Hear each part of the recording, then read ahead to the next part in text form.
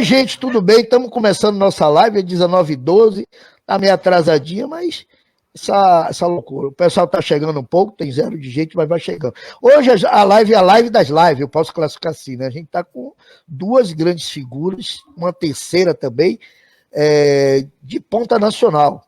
Nós temos aqui Marcão Fonteles, que é dirigente nacional da CTB, dirigente do Pará, mas o nome nacional do movimento sindical. Sempre está aqui com a gente nas lives, né? Marcão já tem sua cadeira cativa aí na live lá da Associação de Imprensa, né?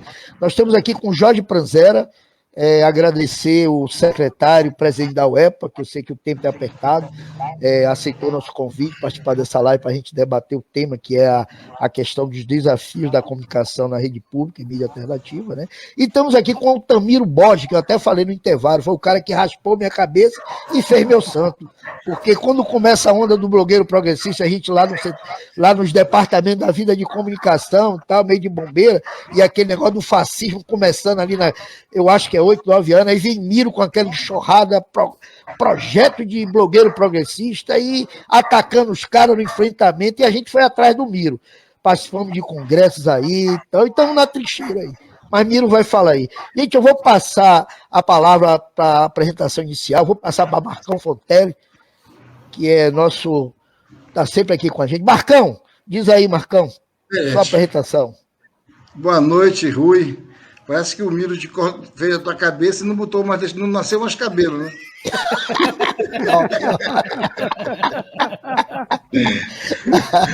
Seguindo o exemplo do mestre aí, pô.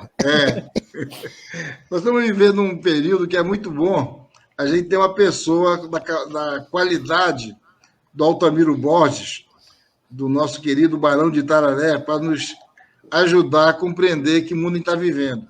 E o Jorginho Pranzera também, que é essa liderança jovem, mas também com muito conhecimento, muito preparo, que dirige aí não só a IOEPA, como dirige o Partido Comunista do Brasil, que é um instrumento da luta da classe trabalhadora. Eu sou Zé Marcos Araújo, termo de apresentação, sou conhecido como Marcão no meio sindical. Estou sempre, a convite do Rui, sempre estou presente nas lives da Associação de Ananindeua de Imprensa, né, alternativa. E no dia de hoje, acho que tem um quadro complicado no mundo, né? De um lado, nós temos esse coronavírus aí que está impactando, tirando a capacidade da gente ver a saída para isso. A saída tem um indicativo, que é a vacina, mais vacina e mais vacina. Tem a questão dos cuidados com álcool gel, com uso de máscara e tudo mais. E nós temos aí, infelizmente, do Brasil na contramão dessa história, né? Eu acho que não dá para a gente falar de qualquer coisa hoje no mundo sem tocar na situação da pandemia. O Brasil aí já está com uma quantidade de mais de 200, se aproximando já de 300 mil óbitos, né? Por culpa do genocida. Né? Como é que o Miro chama ele de capitão? Como é que é, Miro? Capetão, né? Por culpa do capitão, né? Nós temos um país com... Ele diz que quer salvar a economia, mas a economia está indo para o buraco, apesar de todo o genocídio desse desgraçado, com 14% de desemprego, 14 milhões de desemprego. Nós temos aí a família Bozo continua fazendo estripulias, né? O filho comprando apartamento de 6 milhões, 3 milhões em espécie, de quem só tinha 1 milhão declarado no imposto de renda, né? A juros subsidiados. Então, acho que é esse tipo de coisa, Miro, que era importante tu entrar um pouco. E não dá para deixar de tocar também na questão internacional dessa chegada de alguns representantes fascistas ao poder, né, em diversos países, como o Bozo no Brasil, o Trump finalmente foi defenestrado, né, nos Estados Unidos, e agora a tentativa dos caras de financiar um título americano na Rússia, que é através do Navalny, né, que eu acho que é um bandido sem nenhuma responsabilidade, que segue os mesmos passos do Bozo e do Trump, mesmo discurso, a mesma regra, a mesma cartilha, né? E que não deixa de ser um risco para a humanidade, porque a Rússia não é mais União Soviética, mas permanece um país com poderio bélico muito forte, né? E o Biden, que recém assumiu, e há 6 dias já deu a primeira invasão na Síria, com recado ao Irã, mas também dá um recado para o mundo, né? Então, é só isso que eu quero escutar o Miro e o Joaquim falar. Só umas 3 palestras em uma. Só isso, Marcão. Só. Boa noite, Rui. É uma alegria estar aqui contigo, aqui com o pessoal da Associação da Imprensa de Ananindeua. Boa noite para o Marcão Fonteles, nosso conterrâneo aqui do Pará também. Eu estou na alegria porque eu sou conterrâneo do Marcão, porque eu sou aqui do Pará, mas sou conterrâneo do Rui porque eu sou baiano de nascimento. Clandestino, né? Clandestino. E quando eu passei 5 anos morando em São Paulo, quase 6 anos, eu também sou conterrâneo do Miro. E boa noite aí para o Miro, uma alegria também te rever, te encontrar, mesmo que seja por aqui. Eu sou Jorge Panzera, sou presidente estadual do PCdoB, sou da direção nacional do PCdoB também como Miro, e hoje exerço aqui a função de presidente da imprensa oficial do Estado do Pará. E estou aqui à disposição para a gente conversar. Acho que esse assunto sobre a comunicação é um assunto muito importante, de como a gente pensa tanto a comunicação pública, com os avanços que nós tivemos, tímidos avanços que tivemos no período de Lula e de Dilma, mas também a comunicação alternativa, e pensar uma ideia de comunicação, nós que estamos vivendo um período que é um período em que cada vez mais a informação tem um peso maior. E acho que é importante a gente conversar sobre isso, mas, é claro, conversar sobre o momento que nós estamos vivendo. Um momento de pandemia, um momento de tristeza profunda para a humanidade, né? Nós já ultrapassamos mais de 1 milhão de mortos no mundo como um todo, desse 1 ano e pouco já de pandemia, além de um conjunto de outros atrasos que têm acontecido nesse período. E como nós somos pessoas que pensamos a vida, nós precisamos olhar para o futuro. Olhar para o futuro e pensar, e aqui aproveitar esse momento para trocar ideia sobre como é que a gente busca alternativas para o futuro, porque nós precisamos sair dessa loucura que o Brasil embarcou. E nós precisamos olhar, primeiro, entender como é que nós chegamos a isso, né? Porque se nós vamos pegar um parâmetro dos últimos 15 anos no Brasil, nós vemos um período de expansão, como o Brasil viveu, de democratização, de melhoria de qualidade de vida do povo, e de repente você vive um acelerado processo de devastação de direito, de redução de pensamento de país, de loucura como nós chegamos, pouco tempo. E como é que nós chegamos nisso? Acho que nós precisamos compreender um pouco disso para a gente, inclusive, ver o que é que vai ser, como vamos buscar as alternativas aí para o futuro. Eu sou um otimista sempre, porque eu acredito na humanidade. Acredito que nós temos como buscar alternativas, e sempre alternativas. E a luta do povo, a organização do povo, a construção de diálogos pela política, sempre são caminhos bons para a gente buscar uma saída. E nisso a informação é fundamental. Uma informação de qualidade, uma informação que tenha papel efetivo de informar, mas sem ser uma informação neutra, sem ser uma informação... Porque isso não existe na sociedade humana. Aonde tem movimento, tem conflito, tem opiniões, tem ideias, tem caminhos diferentes. Não existe caminho único no mundo para nada, para nenhuma coisa existe caminho único. Então, por isso, inclusive, que nós precisamos olhar e pensar sempre a partir disso. É fundamental você ter... porque tem vida, tem que ter conflito. Tem conflito, e é disso que busca alternativas e saídas. E acho que a informação ela tem que ter isso como base também, a comunicação. Porque não existe comunicação neutra. Não existe isso. Em uma sociedade que é uma sociedade baseada na divisão de classes, não existe informação neutra. E acho que e nós precisamos ter cada vez mais isso. Uma informação com opinião, com posição, e que fique claro que é uma opinião e uma posição, não como é hoje, que é uma informação, em especial da grande mídia, que é com opinião, que é olhando a partir de um lado, mas com um discurso de neutralidade que não existe. Acho que esse é um primeiro elemento que nós precisamos sempre buscar debater do ponto de vista da informação. Claro que, no caso da informação pública, você tem um padrão diferenciado, você precisa buscar um caminho diferente de pensar isso, e a informação alternativa sempre tem que ser uma informação que busque ter lado, né?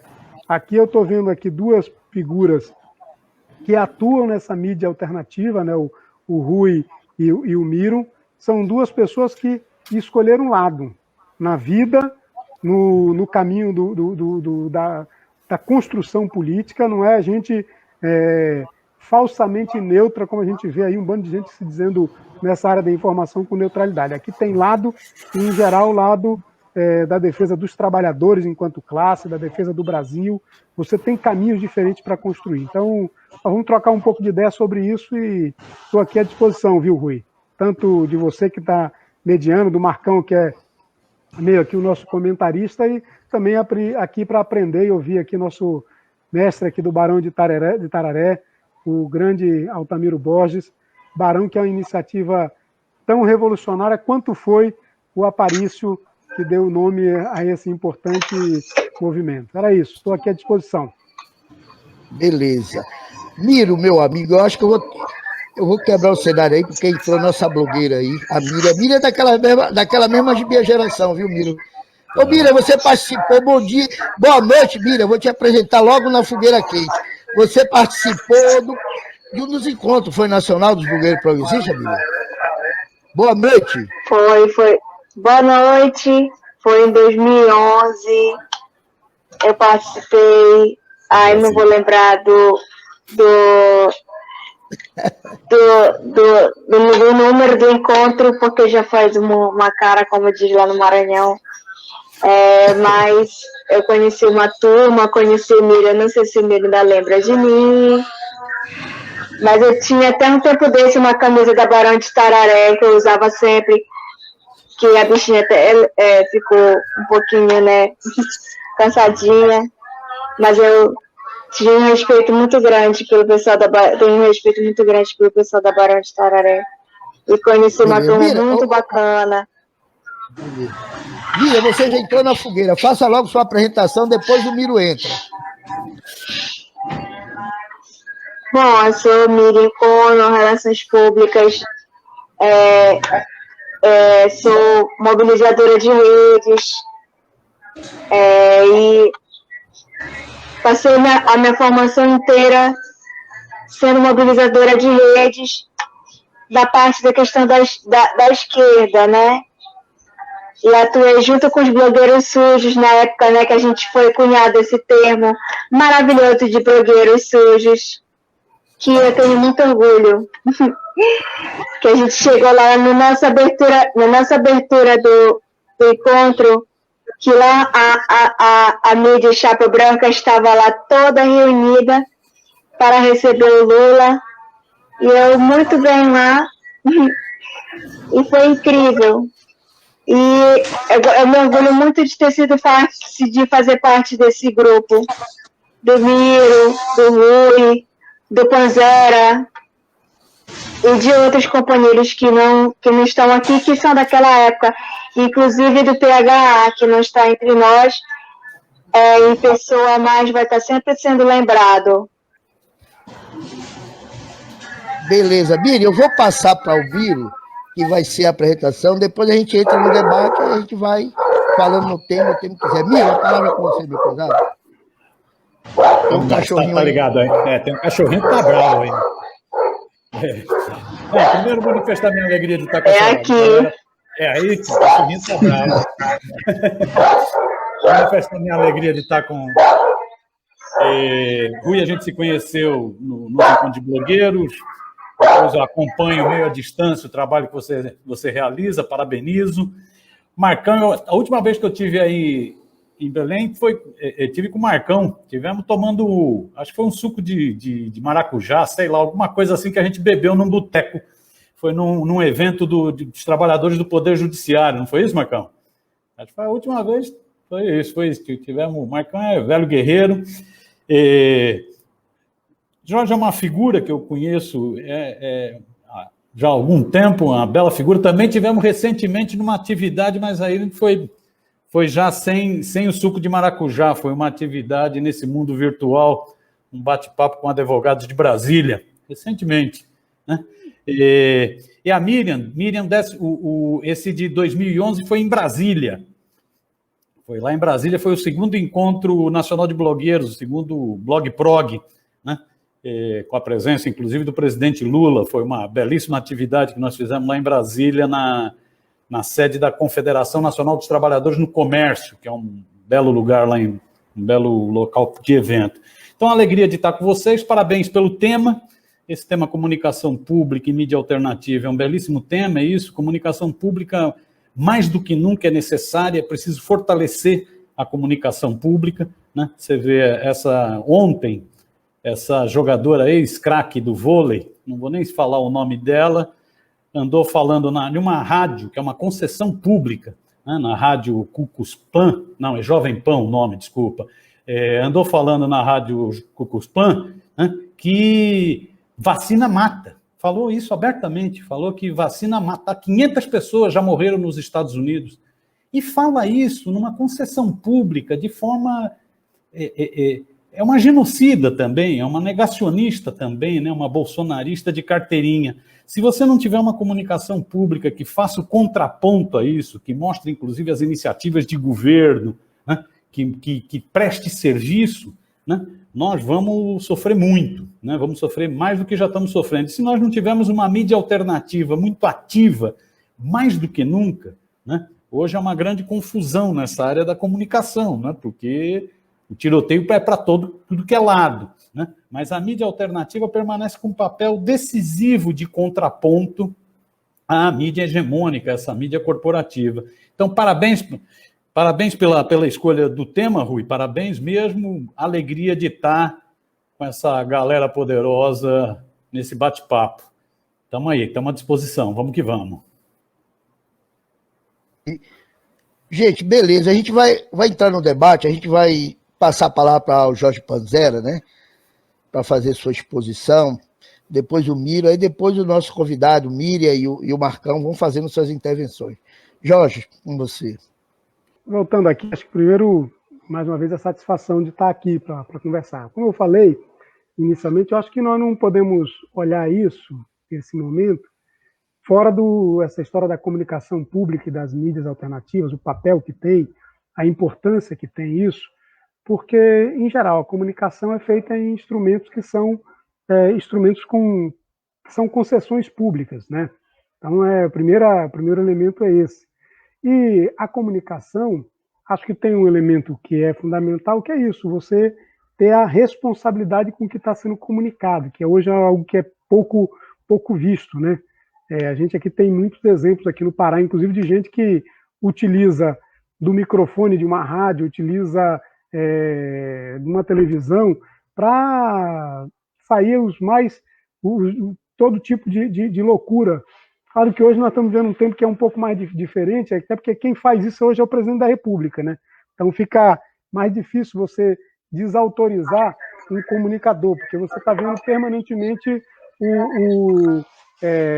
o presidente da República fazendo esse tipo de impropérios permanentes aí também, né?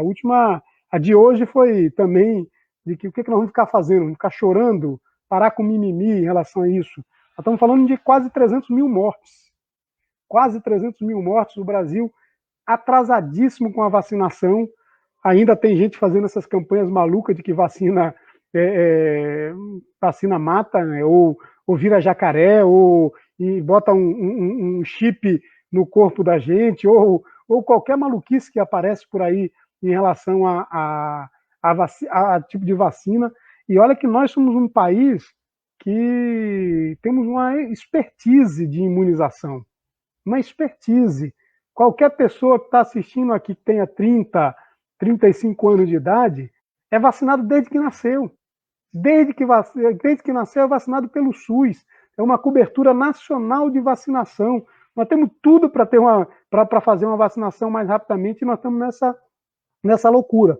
E numa hora dessa, por isso que eu digo que a comunicação ela tem um papel, porque a comunicação ela é parte também é opinião, é informação, é isso que é o elemento central da comunicação.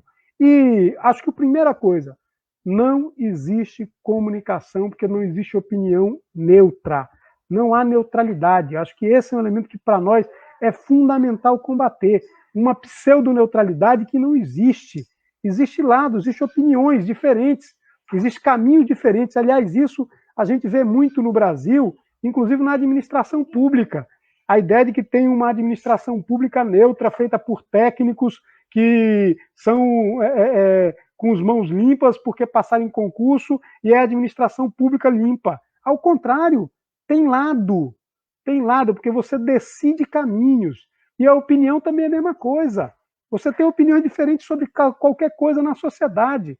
E a comunicação pública e a comunicação, a pública principalmente, tem que ter o espaço para as diversas opiniões, para o espaço democrático de opinião. Não o que nós temos hoje, com o monopólio de mídia, que nós temos hoje, que só tem uma opinião, só tem uma fala. Só se tem uma opinião. Nós vimos o problema da reforma da Previdência, o Marcão aqui, que é sindicalista, né? O absurdo, um conjunto de deputados lutando contra, movimento sindical lutando contra a reforma da Previdência, os trabalhadores lutando contra. Aí você liga a televisão, parece que não tem opinião contra a reforma da Previdência. Os técnicos, os pseudos técnicos, os pseudos entendedores do assunto, só dizendo que tem que fazer a reforma da Previdência, porque isso salvaria o Brasil. Então, esse verdadeiro estupro antidemocrático que é a comunicação hoje é o que nós precisamos furar esse bloqueio. É preciso efetivamente construir uma comunicação que seja fruto de uma diversidade das opiniões que o Brasil tem e das possibilidades que o Brasil tem de saída das crises e não só de crises, mas de qualquer momento, de qualquer assunto. Tem várias opiniões, vários caminhos, são escolhas que nós precisamos fazer permanentemente. E a comunicação tem esse elemento. Qual o drama para nós?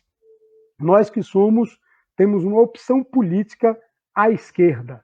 Eu falo aqui hoje como presidente do PCdoB, o Miro, o Rui, aqui, a Carol, são pessoas que estão na luta pelo campo da esquerda.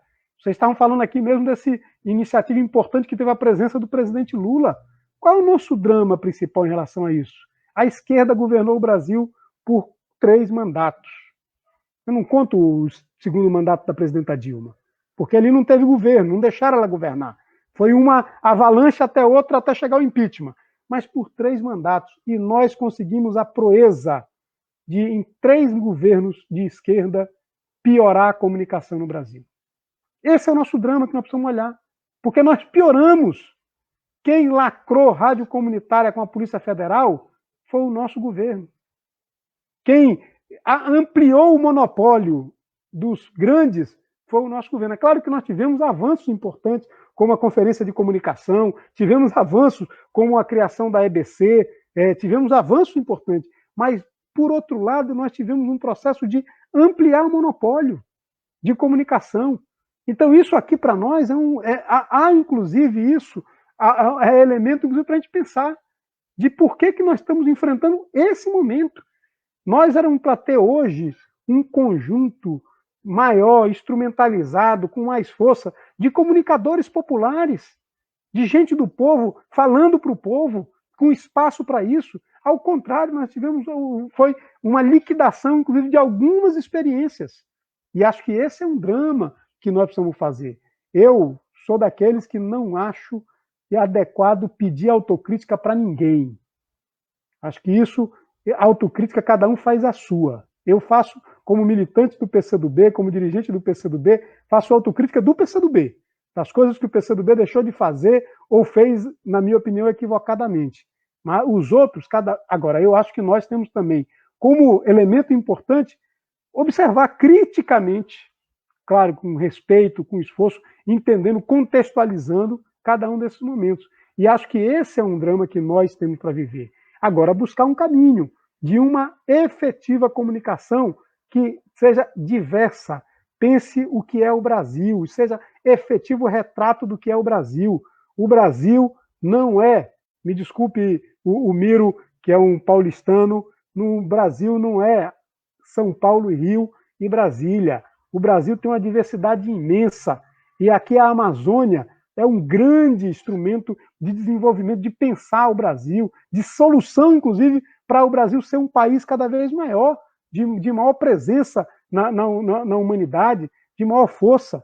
Então, nós temos, o Brasil não é isso. E se a gente olha o que é a comunicação oficial do nosso país, é isso só que aparece. O retrato de Rio e São Paulo, como se o país fosse isso, tentando criar algo homogêneo para a sociedade brasileira, que nós não somos. Nós somos uma sociedade. É verdade que o povo brasileiro tem uma unidade grande, é um país que se unificou do jeito que foi a construção do Brasil, que é uma construção com lutas, com sangue, com suor, com derramamento de sangue, mas com muita luta e muita resistência. Mas nós construímos uma unidade, mas é uma unidade fruto de uma diversidade tremenda, e precisa ter isso. A comunicação tem que ser reflexo dessa diversidade que o Brasil tem e que o Brasil é, e nós precisamos construir isso e pensar um caminho alternativo em relação a isso.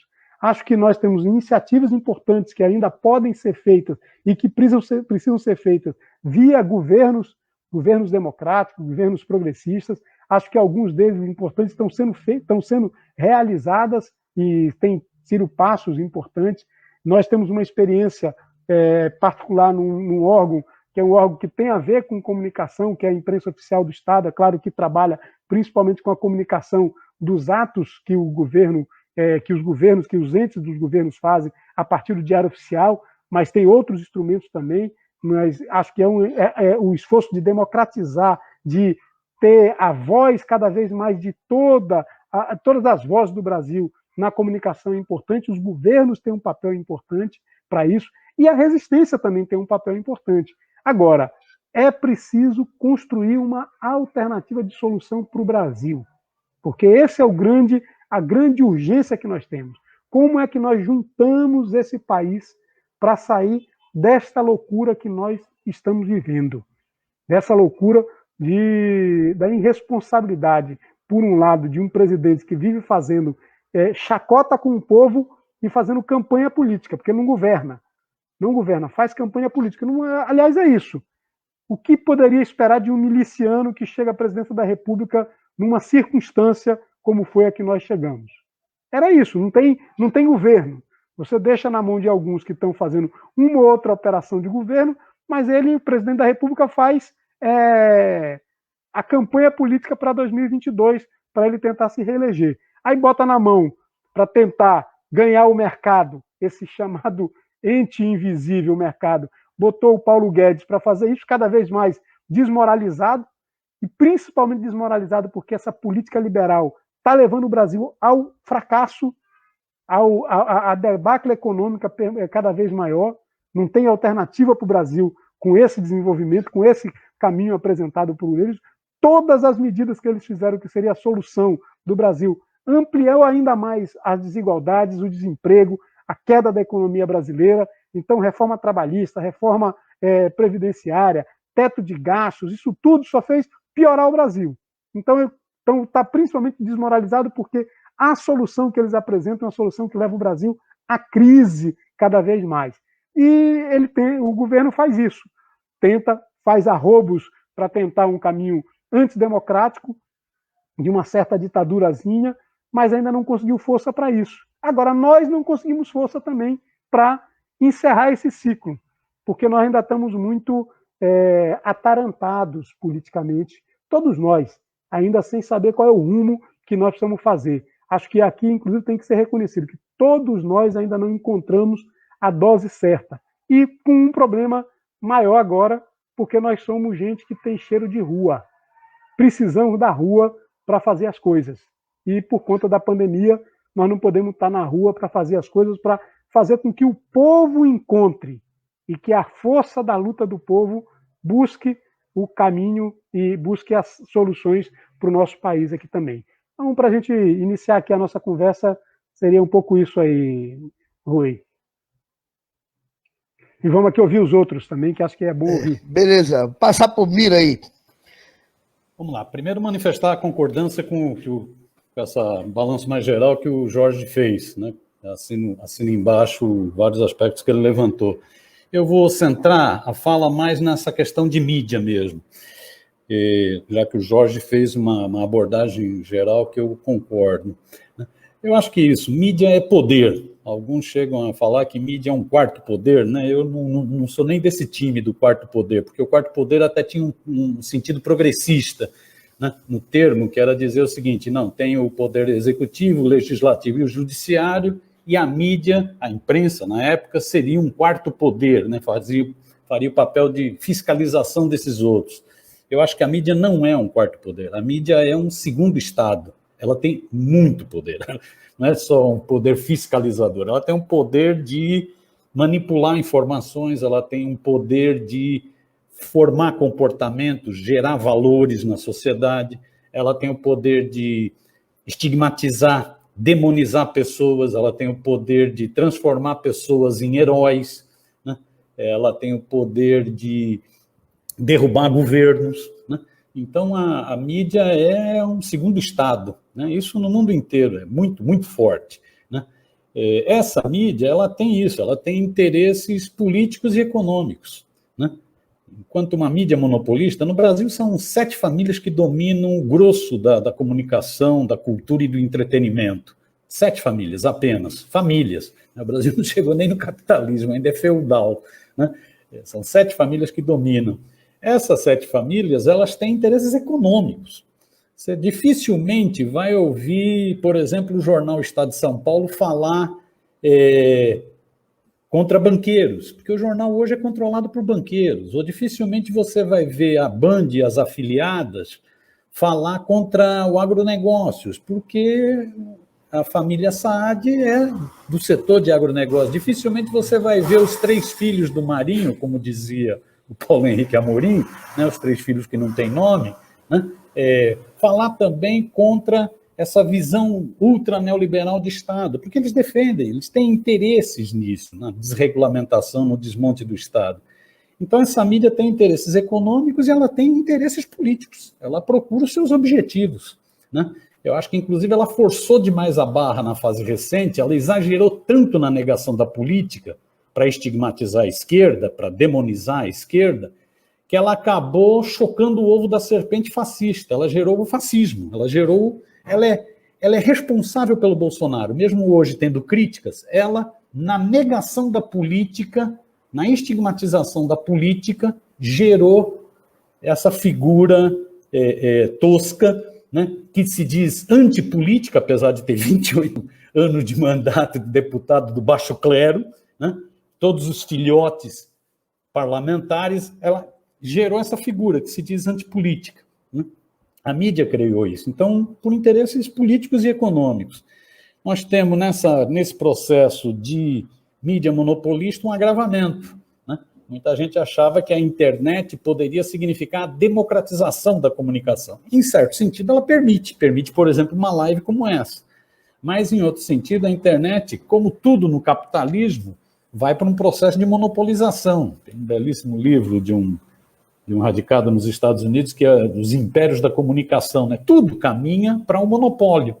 No caso da mídia digital, a mesma coisa ocorreu. Hoje essa mídia é controlada por poucos grupos, né? Facebook da vida, Google da vida, Twitter da vida. É isso que controla essa mídia digital, né?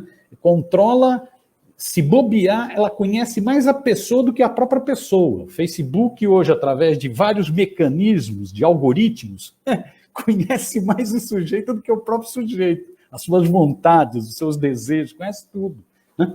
Isso é controlado por esses monopólios. E nesse caso dessa mídia digital, nós tivemos um problema seríssimo, que a ultradireita no mundo se apropriou muito rapidamente dela, né? Então, o que a gente achava que essas redes sociais também seriam uma forma de democratização, a ultradireita foi mais rápida, ela se aliou a essas corporações, como o Facebook, que o diga a Cambridge Analytica, não é isso? que o diga o Steve Bannon, ela se aliou rapidamente com essas corporações, ela entende a alma desse negócio, entende os algoritmos, entende toda essa tecnologia de informação, né? Ela investe muita grana, porque a ilusão é achar que essa mídia digital não tem grana. Se você não patrocinar um Facebook, sua mensagem não chega a mais do que 0,6% dos seus seguidores.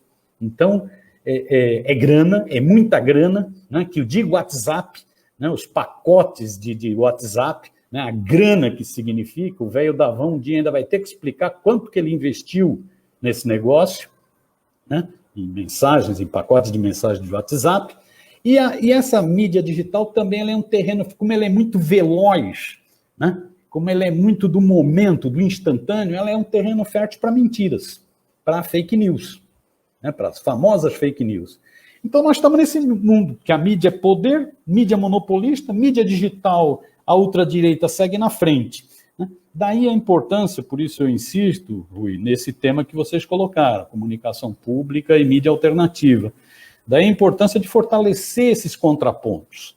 A Constituição brasileira fala em complementariedade de sistemas. A Constituição brasileira fala lá, que o sistema de comunicação precisa ser privado, porque nós estamos no capitalismo, é privado mesmo, precisa ser estatal. Por exemplo, um diário oficial é uma forma de comunicação, não é isso? E precisa ser público, com controle, né, com gestão pública, com recursos garantidos e tal. A Constituição, Jorge falava aí, a Constituição brasileira, no capítulo sobre comunicação, fala em diversidade regional.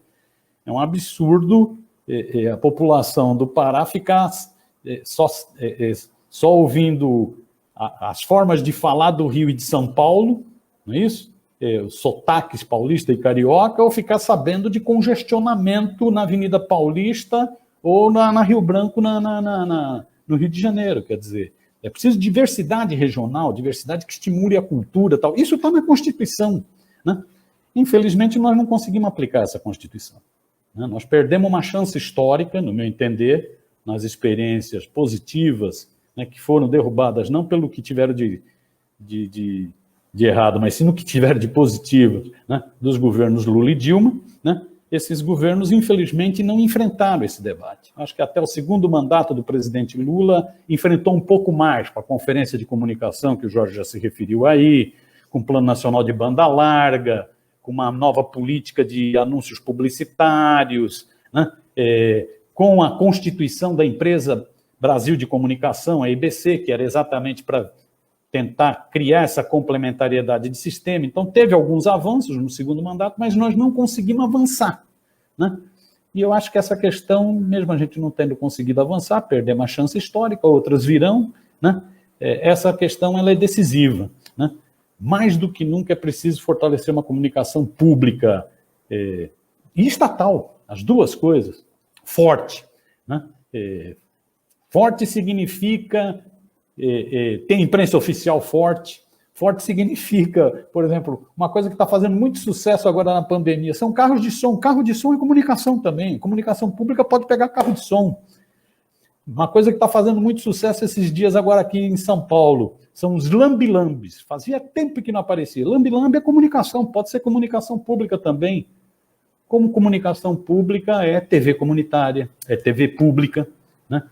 Tem o canal da cidadania, várias prefeituras, governos de estado podem ter canais da cidadania, né?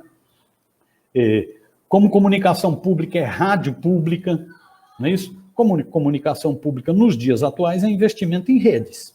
Não pode deixar isso na mão de negacionistas, de fascistas, né? De difusores do ódio, de difusores da mentira, das fake news. Você tem que investir em redes sociais. Hoje, um governo que não investe em redes sociais, que não monitora redes sociais, que não tem uma gente jovem, né, pensando isso, né, porque essa moçada nova parece que nasce com chips no sangue, então ela é que tem capacidade para isso, né, se não faz isso, uma prefeitura, um governo do estado perde o debate de ideias na sociedade.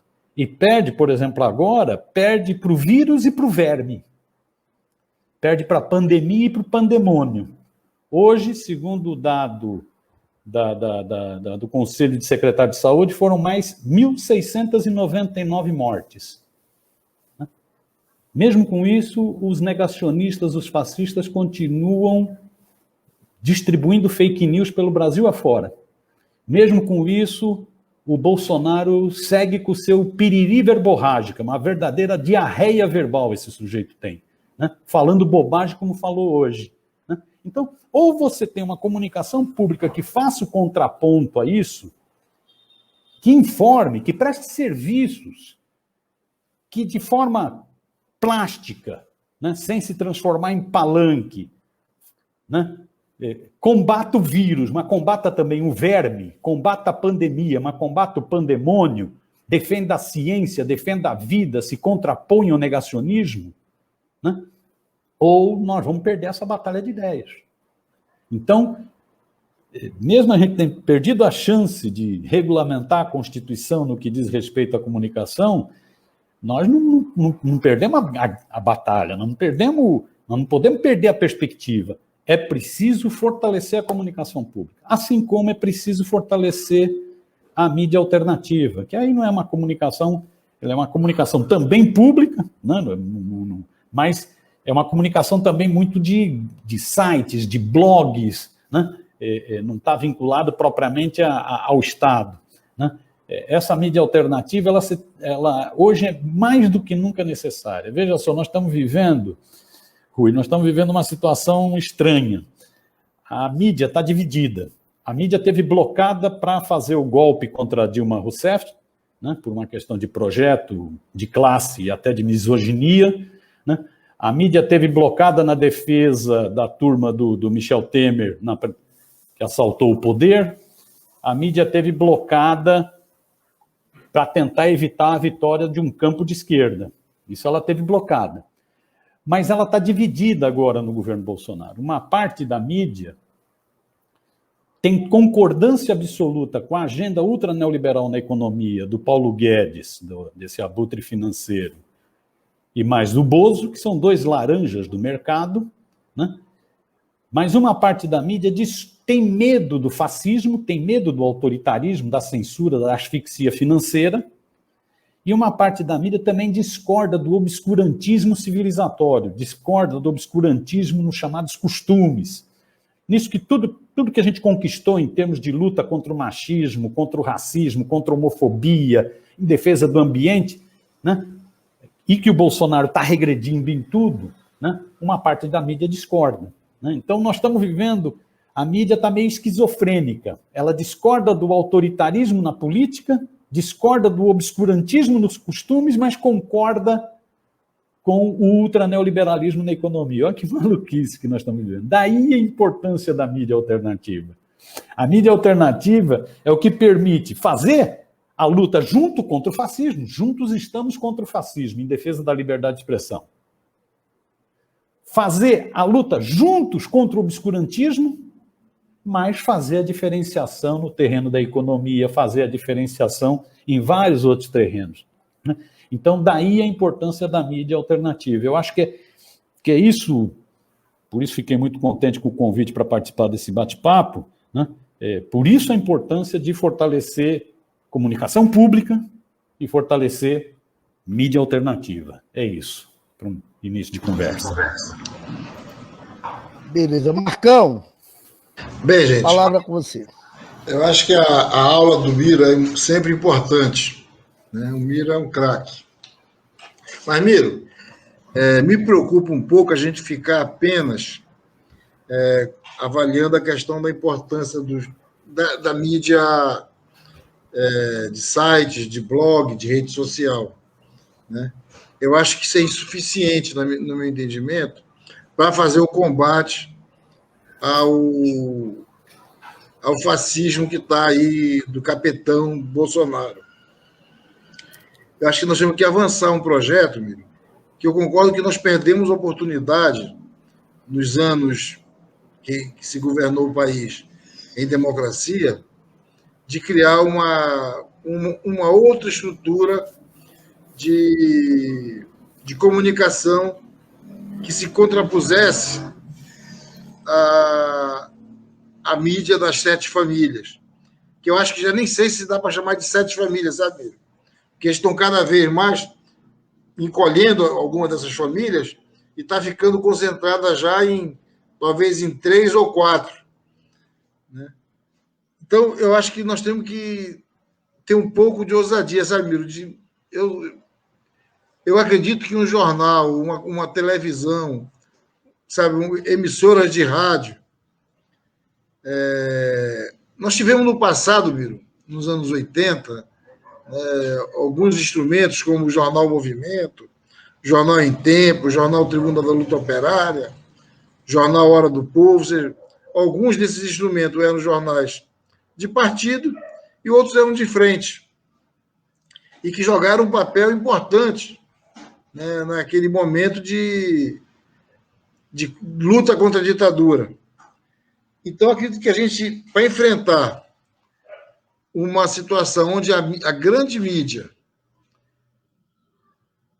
mesmo tendo a divisão entre os que não querem o jeito de governo do Bolsonaro, mas querem a pauta econômica do Paulo Guedes, e os outros que querem tudo, porque basta que caia muita grana nos cofres dessas empresas de comunicação, eles têm, além disso, eles têm a fábrica de fake news a todo vapor, né? Atomizada com recurso público do próprio Palácio do Planalto, jogando recurso para movimentar robôs, movimentar assessorias de repetidores das bobagens, das atrocidades que o Bolsonaro fala. Né?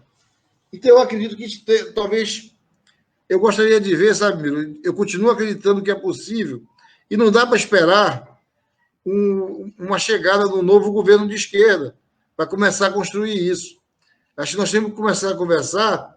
Se não dá para fazer um grande projeto maior, que poderia ser feito no governo federal, que tivesse maior capacidade aí, mas tem governo de Estado, velho.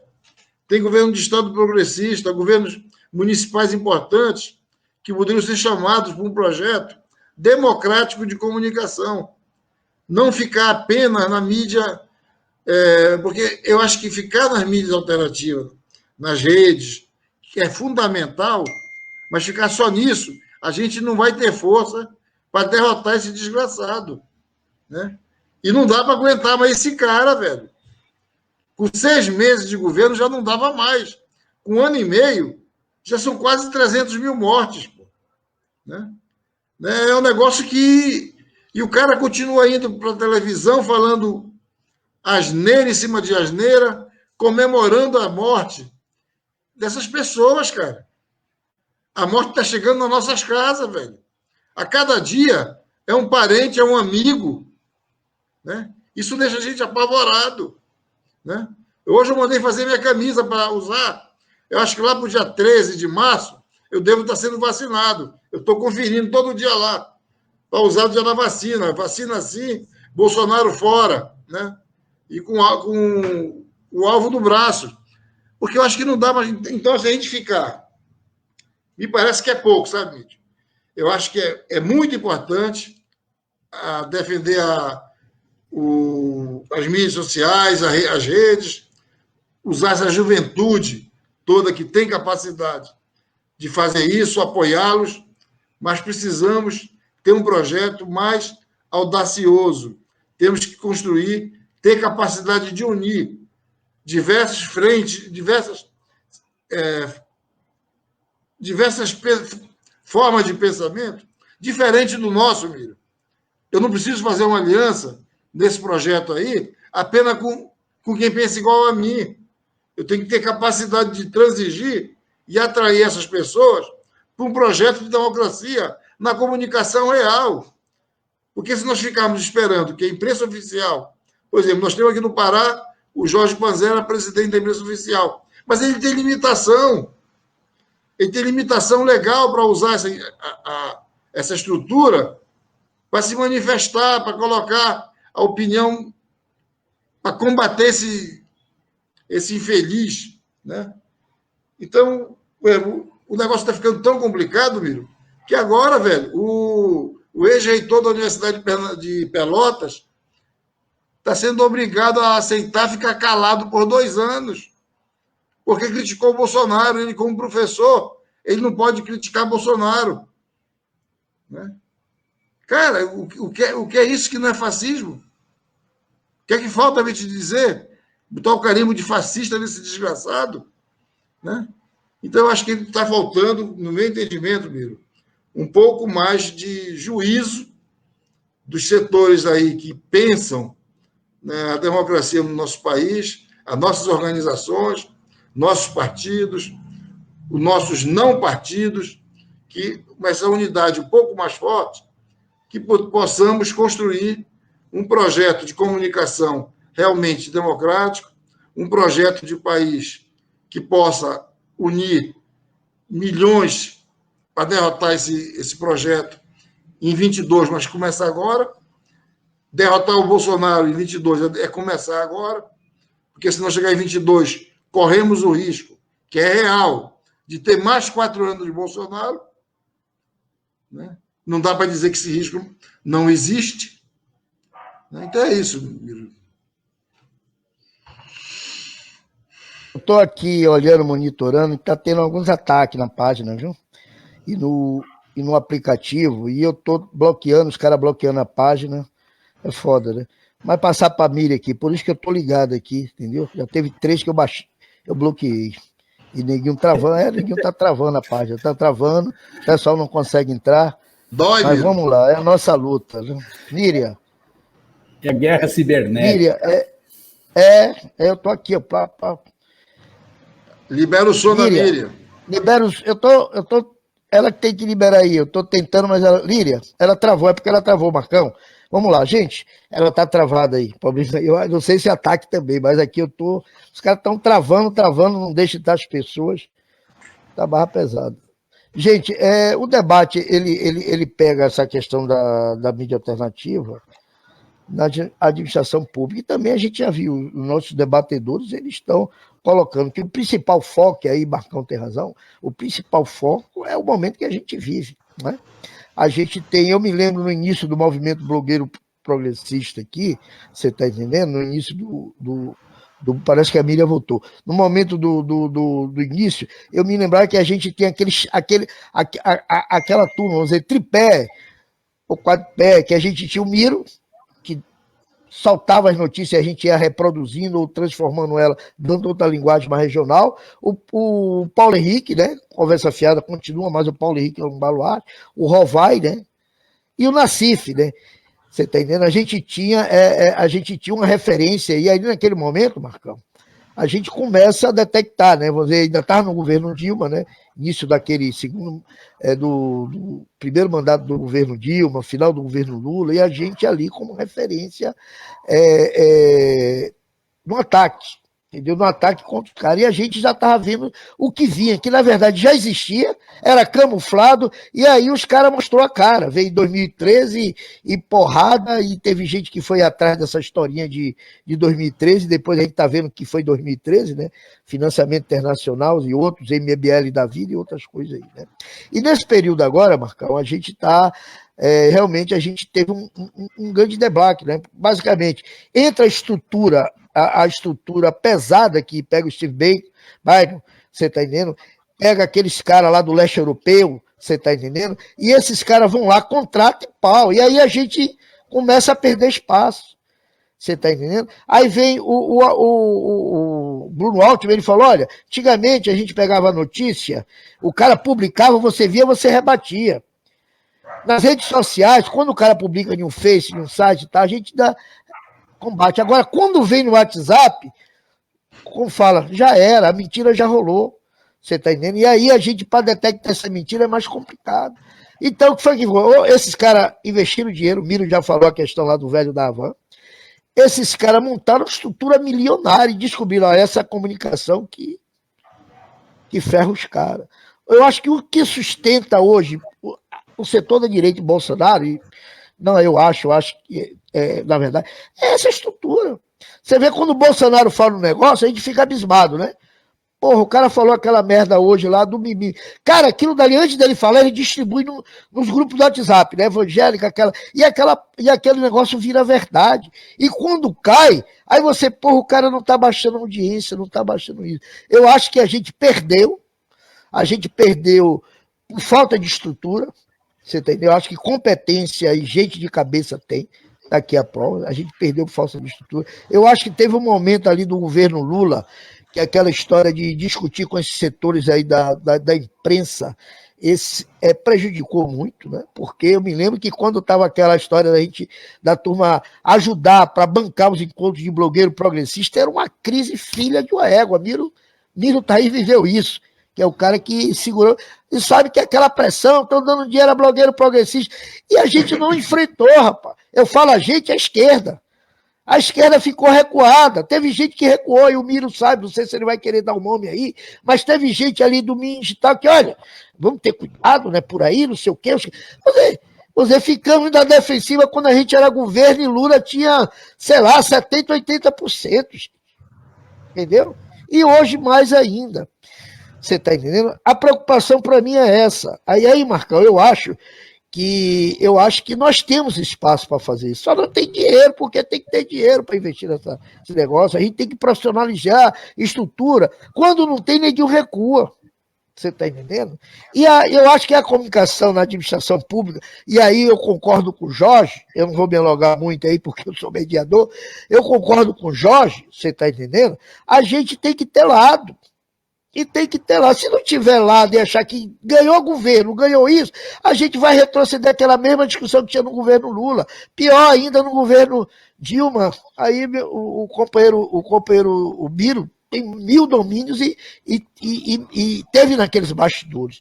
Então eu acho, viu, Marcão, nesse debate aí, a gente tem que dizer, olha, vamos enfrentar esses caras. E os governos progressistas, quanto ganha? Aí vem aquela história, não pode ser assim, tem que ter toda a responsabilidade, aquele negócio todo, tem os entraves burocráticos e tal. Depois eu vou dar um exemplo que aconteceu aqui no governo do Estado. Outra coisa, Marcão, é a questão do governo Ana Júlia. Só para terminar. Para mim, Ana Júlia foi a primeira vítima de fake news como governadora. Para mim, foi a primeira vítima. Aquelas porradas que os caras deram em Ana Júlia. Machismo, sexismo, você tá entendendo? Aqueles fake news que neguinho tava montando, dizendo que era aquela mulher que matou junto a criança. Cara, aquilo dali foi a primeira vítima. Até hoje eu acho que a Ana Júlia tem um problema de recuperar a imagem, porque os caras detonaram a mulher, mestre. E aí?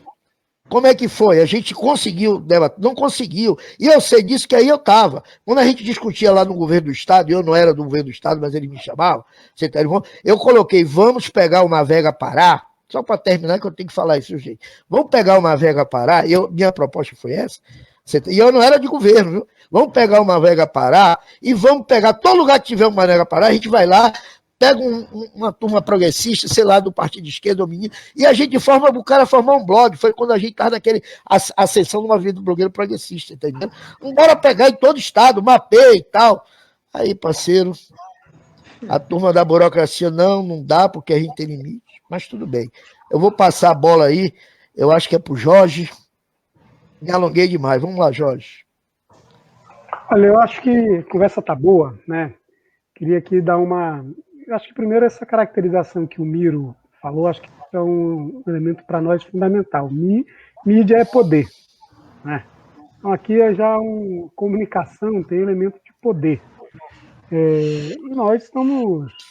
Eu me oriento do ponto de vista filosófico pelo marxismo, ainda sou desse tempo, né?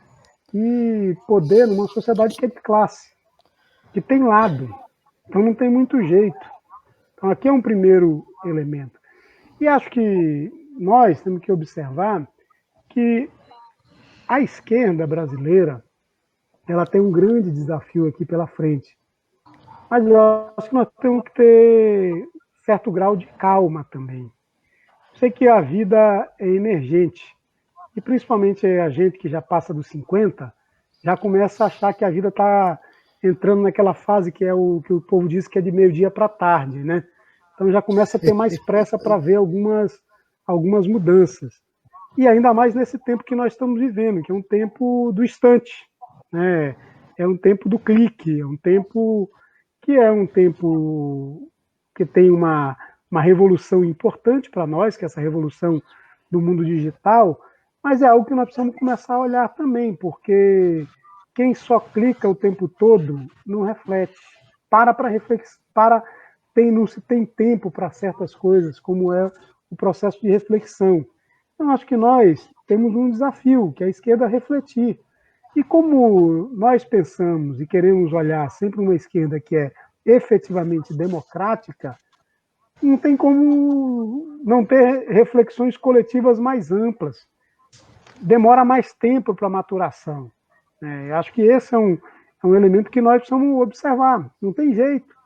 Porque se você for pensar aqui, nós 5 que estamos aqui na live, nós temos opiniões distintas.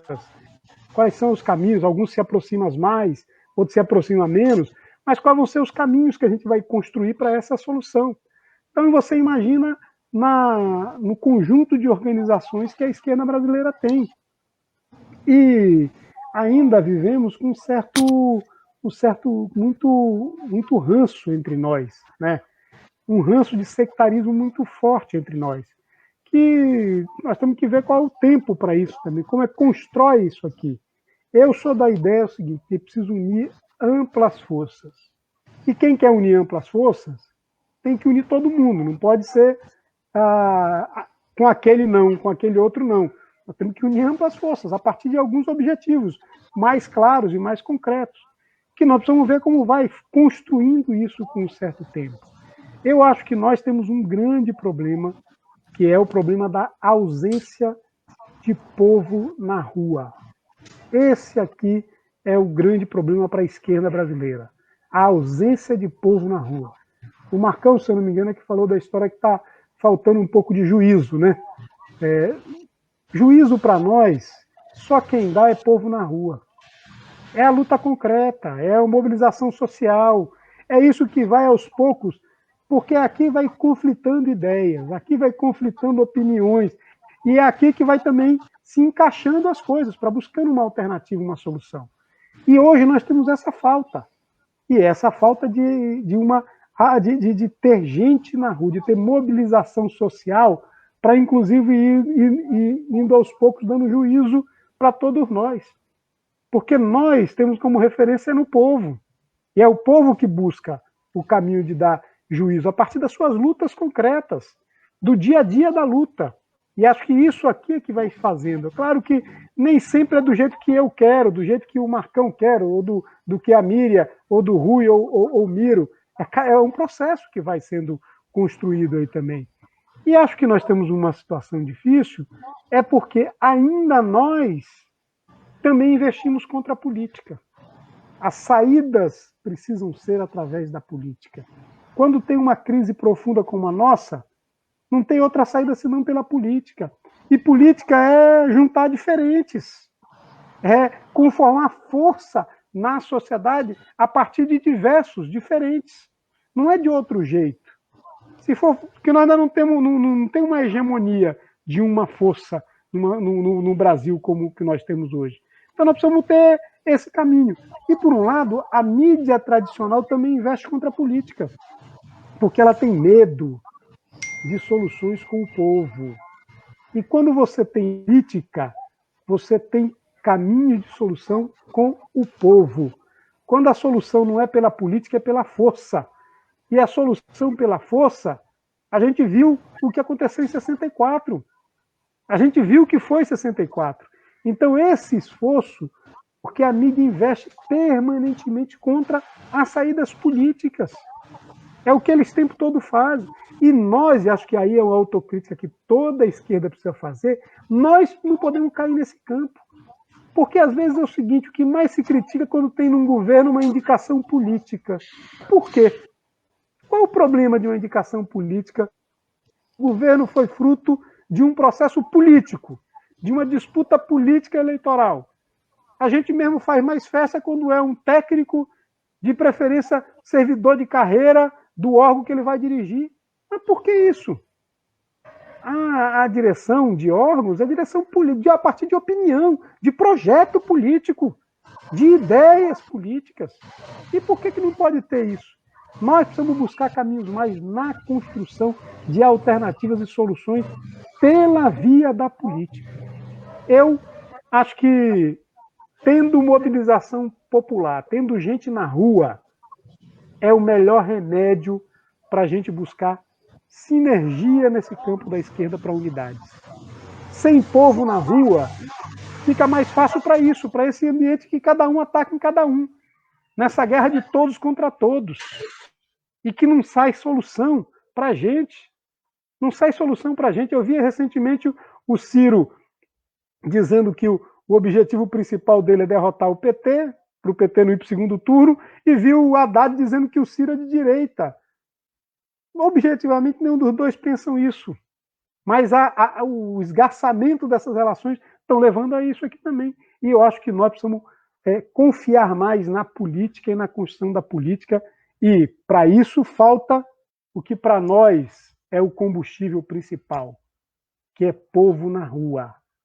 Clique, curtida de Facebook, curtida de Instagram, curtida, são importantes, ajudam, mas não é isso que faz o que é o elemento para nós principal, que é a mobilização efetivamente social. E esse momento que nós estamos vivendo nos impede disso. E esse é um dificultador, inclusive, para a gente encontrar caminhos de solução para a nossa jornada política. Eu também acho que, com um pouquinho mais de juízo, a gente juntar, Marcão, que é da área sindical, Miro, muito tempo atuou também como jornalista na área sindical. Quantos jornalistas tem a serviço dos sindicatos de trabalhadores? Quantos jornalistas tem a serviço de associações, de movimentos organizados? Como é que a gente não pode juntar essa rede tremenda que nós temos para construir um certo aparato de pensamento, de opinião, que mobilize um caminho, que seja mais do que o que são ainda as iniciativas individuais e pequenas? Nós não construir ainda uma rede com mais amplitude, para inclusive influenciar inclusive para chegar a ter televisão, para chegar a ter jornal, que é essencial para você ter também esse debate de ideias na sociedade, você influir nesse esforço de sociedade. Nós tivemos experiências, mas mesmo as experiências que o Marcão falou aqui, algumas mais amplas, mas sempre com a cor de um partido, de uma corrente, né? Agora, é o confluir disso que eu acho que é o caminho, a solução, a construção de uma solução para nós. E acho que nós precisamos pensar como é que nós encerramos a sangria que mais maltrata o povo. Essa é que nós temos que olhar qual é. O Neuto Miranda, que foi aqui presidente do PCdoB por muito tempo, ele sempre falava que é preciso encontrar a ponta do fio que vai desenrolando todo o nó. Nós precisamos encontrar isso, a sangria. Aliás, nós sabemos qual é.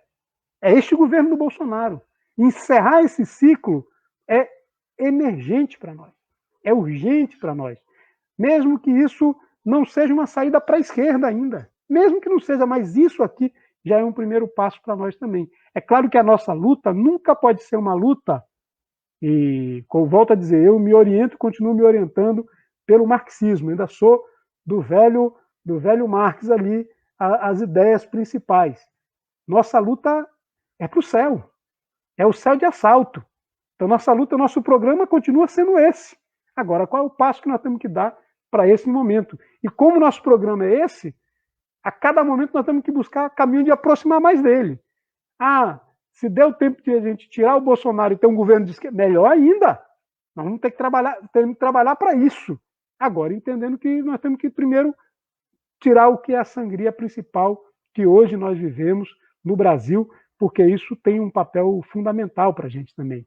E acho que nós temos que investir cada vez mais na luta do povo. Esse é o grande combustível para nós.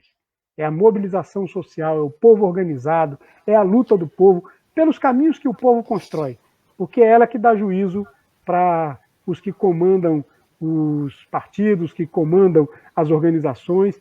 É isso que dá juízo, é esse emergir que faz com que a gente que fez na resistência à ditadura 50, 60 organizações de luta resistente, cada um brigando um contra o outro, mas foi quando a gente começa a ter povo na rua que vai criando movimentos mais amplos, que vai juntando todo mundo. Essa argamassa que está faltando para nós, e acho que, passando a pandemia, nós temos que investir cada vez mais nela, porque é ela que pode dar solidez para um caminho de transformação efetiva da nossa sociedade.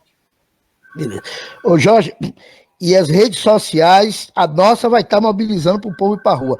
Eu queria fazer uma pergunta, depois eu acho que o Marcão também pode fazer. Miro, como é que está a articulação nacional? Como é que fica, como é que está essa organização das redes sociais, mídia alternativa? Como é que o Barão está organizando isso? Se tem alguma linha a seguir? Como é que está essa organização? E aproveitar e mandar um abraço para o núcleo do Barão de Tararé do Pará, ao Moisés especialmente, que ajudou e está ajudando a gente nesse debate.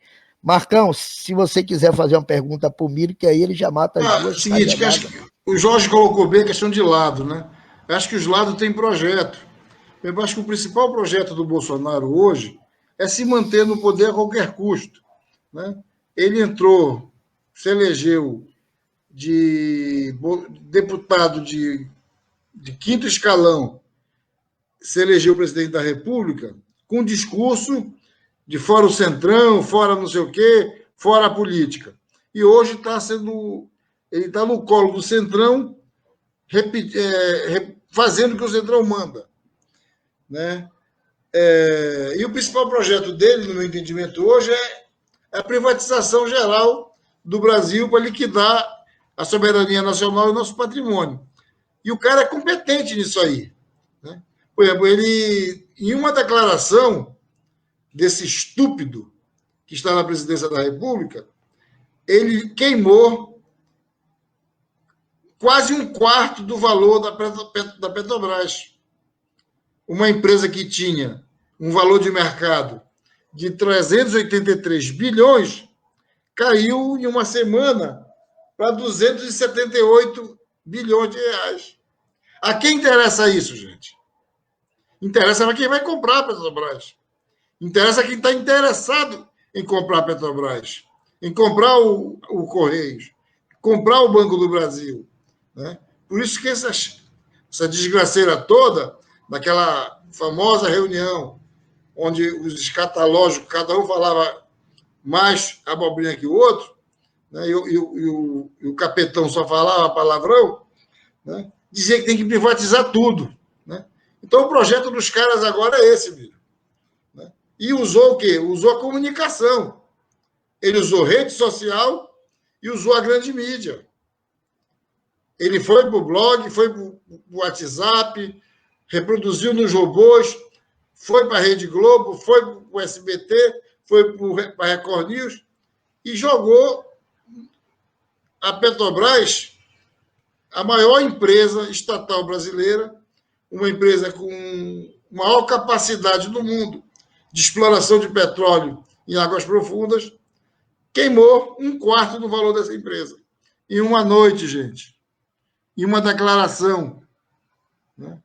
E esse cara continua aí, solto, sem usar nenhuma camiseta de força. É isso, Miro.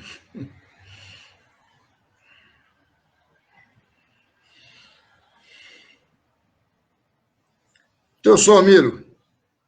Lúcia, vamos lá, dar um pitaco aqui, belíssima conversa. Eu acho que a gente já está se encaminhando para o final, né, Rui? Já estamos com quase 1h30, né? Dar um pitaco aqui, pegando mais as questões de mídia, né? Deixa eu só me achar aqui.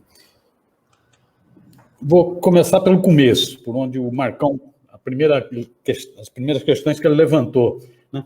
A angústia dele, né? A ansiosidade, o Paulo Henrique Amorim, que dizia que era um blogueiro ansioso. Marcão está um sindicalista ansioso, corretíssimo, né? Que a gente precisaria de instrumentos mais fortes, de preferência instrumentos mais unificados, de instrumentos para fazer esse debate de ideias na sociedade, né? Eu concordo contigo, Marcão. Eu acho também que a gente precisaria desses instrumentos, precisa desses instrumentos, né? Se nós não construirmos esses instrumentos, a luta dos trabalhadores, nem pelos seus interesses imediatos vai avançar, quanto mais a luta pelos seus interesses futuros, pela transformação do sistema social, não vai ocorrer, né? Se nós não tivermos instrumentos de luta por hegemonia na sociedade. Engels dizia que, o velho Engels, o barbudão, dizia que a luta de classe se dá em 3 terrenos: o econômico, que é o mais rudimentar, o político e o das ideias. E ele falava, o das ideias cada vez vai ganhar mais importância. Isso ele falou no século XIX. Então, nós precisamos desses instrumentos. Sem instrumentos fortes de comunicação, nós não vamos obter vitória nas lutas imediatas dos trabalhadores, nem nas lutas futuras, quanto mais nas lutas futuras. Então, eu sou totalmente de acordo com a sua ansiosidade. Também sou ansioso com relação a isso já de algum tempo.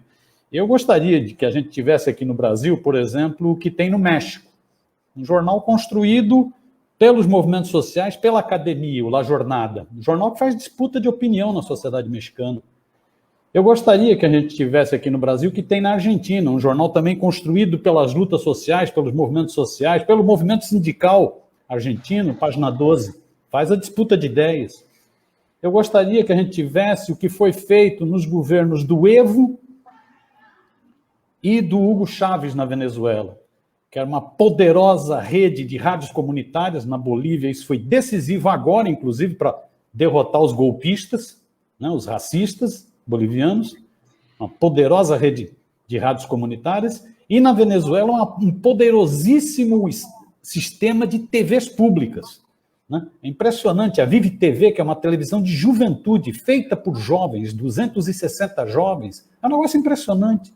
Eu gostaria que a gente tivesse isso aqui no Brasil. Né? Bolívia e Venezuela, inclusive, na reta final, investiram muito em jornal de papel. Na Bolívia passou a ser o segundo de maior circulação e na Venezuela o primeiro de maior circulação no país. Eu gostaria, nesse estilo que você está falando, nós precisamos de instrumentos mais fortes, unificados. Né? Só que nós não construímos isso. Nós não construímos.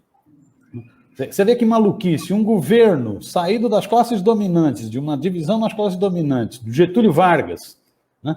Um governo que teve um projeto de desenvolvimento nacional, ele investiu mais em comunicação do que os governos em que a esquerda, saída das lutas populares, esteve no poder. Olha que maluquice. Getúlio Vargas investiu, fez um jornal de belíssima qualidade chamado Última Hora, com um time de primeira de jornalistas, cobria tudo, de política à coluna social, a esporte, juntava um timaço de jornalistas. Getúlio investiu na Rádio Nacional. Né? Nós, infelizmente, não fizemos isso. Né? A pressão foi grande. Muita gente, quando a gente fazia a pressão, o Rui lembrou bem, quando a gente fazia a pressão, dizia que nós estávamos sendo muito esquerdista, que não podia pressionar demais, né? Que tinha que vai devagar. Muita gente falava isso. Né? Parecia realmente que a classe operária tinha chegado ao céu. Né? A classe operária chegou ao paraíso. Né? Então não podia fazer crítica. Né? Mas nós fizemos pressão. Confecom foi isso, foi fruto dessa pressão. Né? A Conferência Nacional de Comunicação. Mas, infelizmente, nós não construímos esse veículo que você fala, Marcão, esses veículos nacionais fortes, unificados, com capacidade de fazer essa disputa de ideias na sociedade. Gostaria de falar, viu, Marcão, isso não foi só um problema do governo Lula e Dilma, não. Eles foram os principais, porque aí era poder de Estado, indutor. Isso foi um problema de toda a esquerda política e social brasileira. Me inclua dentro dessa. Foi um problema de toda a esquerda política e social. Veja o movimento sindical. O movimento sindical, como disse o Jorge há pouco, tem uma rede de jornalistas impressionante, agora já nem tanto em função da deforma sindical do Michel Temer, que desmontou os sindicatos. O que o movimento sindical fez para construir esses instrumentos fortes de comunicação? Em várias áreas, o movimento sindical é uma vergonha. Na disputa de redes sociais, por exemplo, o movimento sindical é uma vergonha.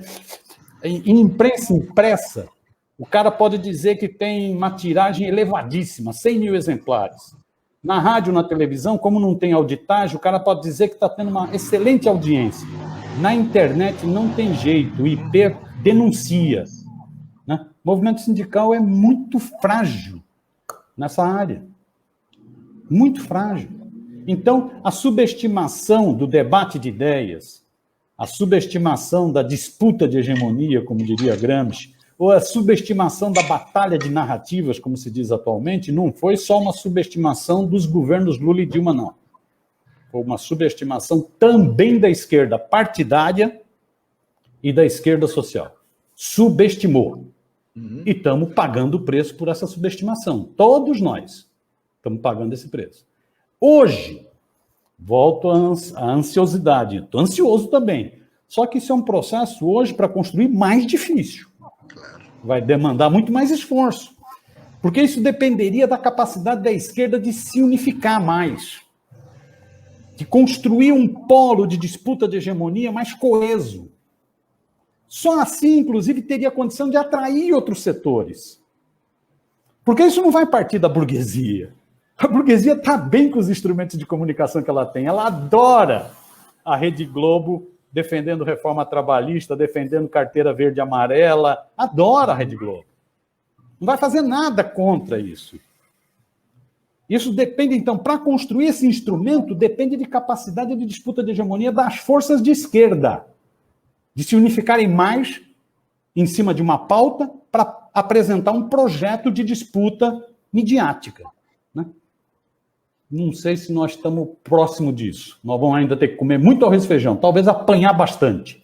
Né? Dizem que a gente aprende muito quando apanha. Né? Então, talvez a gente precise apanhar mais um pouco para aprender a fazer essa disputa. Né? Então, eu concordo com a ansiosidade.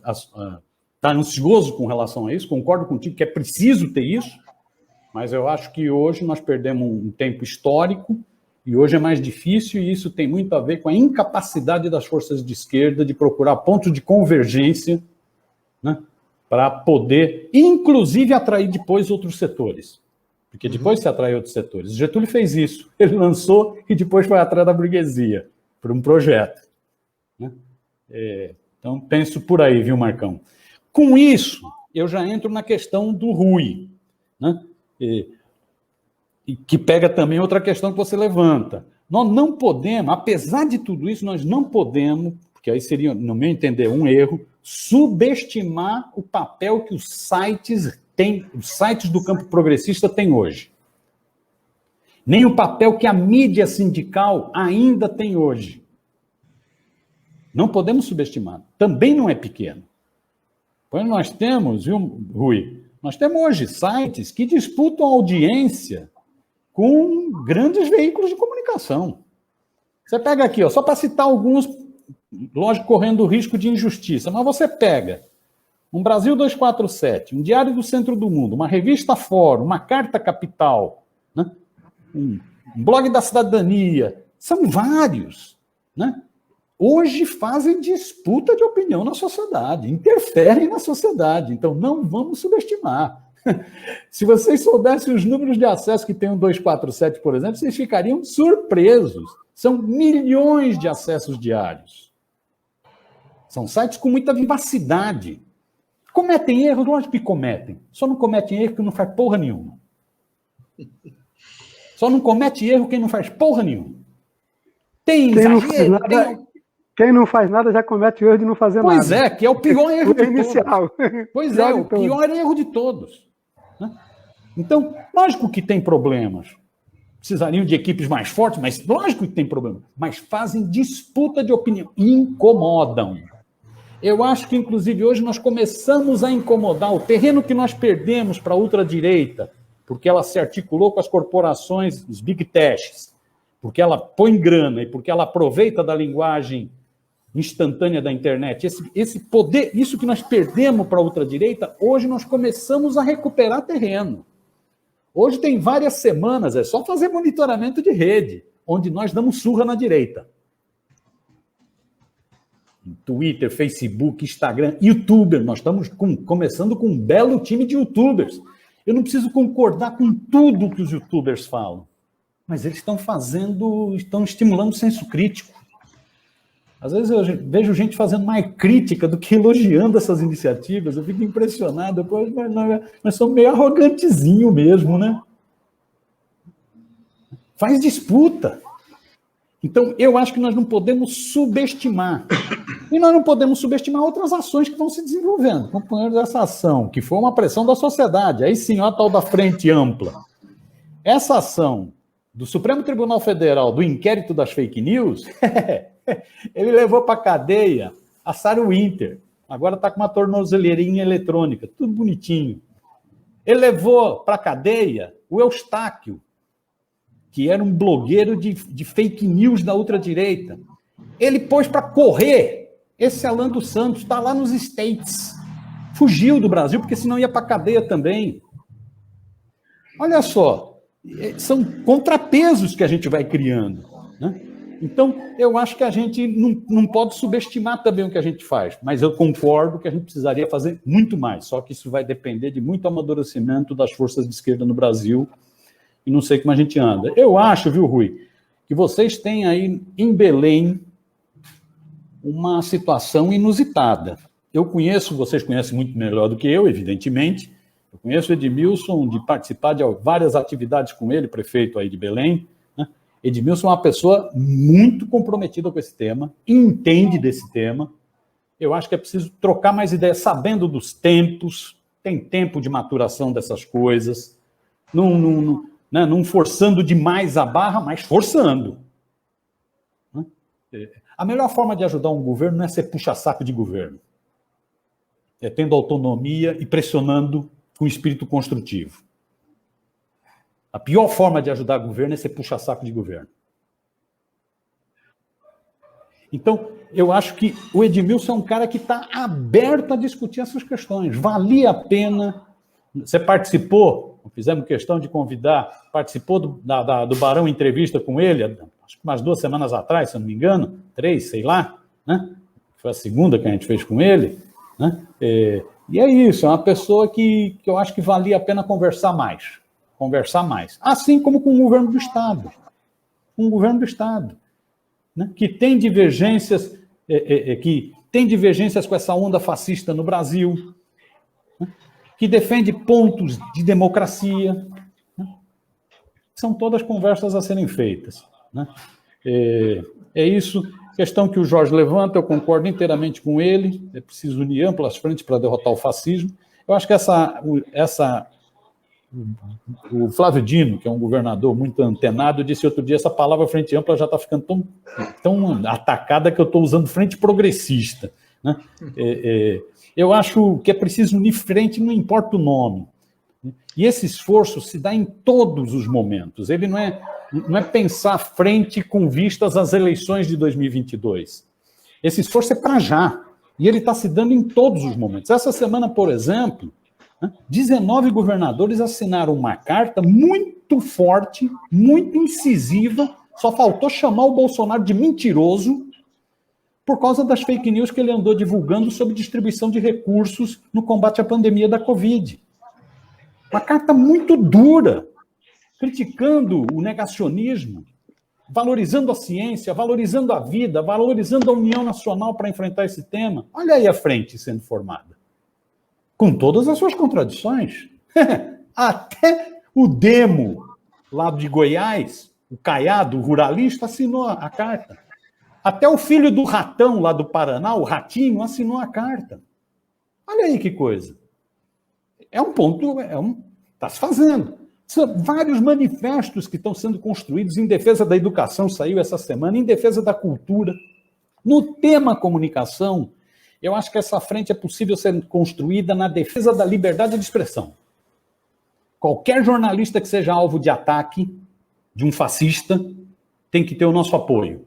A exemplo da Patrícia Campos Melo, da Folha de São Paulo. Tem que ter o apoio. Então, dá para construir a frente em defesa da liberdade de expressão, em defesa da democracia. Já não dá em outras áreas. Aí a gente vai vendo. Não dá, por exemplo, para construir frente com essa mídia, né, monopolista na construção de um veículo alternativo. Ela não vai topar, não vai gostar dessa ideia. Mas dá para construir na defesa da liberdade de expressão, né, para se contrapor ao fascismo. Né? Eu acho que é isso, eu acho que nós estamos... O povo vai voltar à rua. Interessante observar, o Bolsonaro marcou dois pronunciamentos oficiais.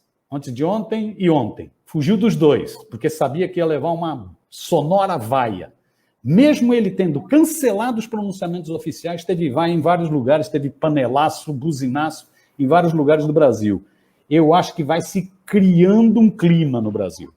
Vai ficando para o Brasil o seguinte: esse sujeito é um genocida, com o papo dele de que era preciso salvar a economia e deixar para lá o mimimi das vidas. Ele não está salvando nem a economia, nem as vidas. A economia está indo para o fundo. O Brasil pulou para 12º, saiu do ranking dos 10 maiores países do mundo, das maiores economias do mundo. Ou seja, eles não estão salvando a vida e eles não estão salvando a economia. Cresceu, de 6 para 12. Pois Cresceu. Piorou. Pois é, pulou, né? Foi pulando, né? Já tinha pulado no PIBinho de 2019, já tinha pulado de 9º para 10º, agora pulou para 12º, né? Vai piorando. Então não defende a vida, não defende a economia, não defende nada. Esse governo, nós estamos vendo ontem gente rezando em frente ao hospital para salvar vidas, em Santa Catarina. Nós estamos vendo gente chocada com um frigorífico sendo montados em hospitais. No Rio Grande do Sul. Olha o Sul, que deu tanto voto para o Bolsonaro. Olha que maluquice. Então, eu acho que vai crescendo esse descontentamento. Eu acho que, conquistando a vacinação, né, e aí a importância do SUS, de fortalecer o SUS, conquistando a vacinação, né, tendo medidas mais rigorosas. Hoje saíram dados de Portugal que são impressionantes, a importância do lockdown para diminuir a expansão do vírus, né? Eu até sugeri que esse menino, esse Demetrio Magnoli, estudasse um pouco a experiência de Portugal, já que ele detesta tanto assim o isolamento social, né? Lá na Globo News, né? Quando a gente tiver a vacinação, puder sair às ruas, nós vamos sair às ruas para abraçar, para tomar umas, para rever família, amigos, e vamos sair às ruas para muitos protestos. Esse governo eu não sei se aguenta até outubro de 2022. Vamos ver, a conferir. Beleza, parabéns, Biro. Beleza. Parabéns aí. Beleza. Eu vou passar, viu, para a Miriam Cone, que é a estabilidade da internet dela. Agora eu acho que estabilizou. Miriam, fala logo aí antes que a internet caia em Castanhal. Nossa convidada. Eu tinha preparado um negócio para falar, eu vou fazer um improv aqui sobre a questão das mídias, né, alternativas. Quando eu entrei na faculdade em 2009, e eu moro no interior, aqui onde eu moro é quase zona rural. Na época que eu morava aqui, o que tinha de banda larga era 300 kbps, vocês acreditam? Isso é banda larga? Não é. Em 2011, eu já tinha um contato com certo ministro da comunicação, que não sei, nem lembro se era telecomunicações, eu acho, na época. E eu tinha contato com ele, e naquela época já estava rolando, nem naquela época, acho que não, naquela época já estava rolando o bafafá do PNBL, e aquilo me interessava muito, porque esses 300 kbps custavam caro demais. Então, eu com meus colegas, a gente se juntou, e a gente fundou um movimento chamado Blogueiros da Floresta. Por que Blogueiros da Floresta? Porque a gente queria incorporar pessoas que não fossem só do Pará. Porque a gente começou a conversar com pessoas do Acre, Rondônia, Roraima, etc. Pessoas que, como eu, que tinham problema de conexão.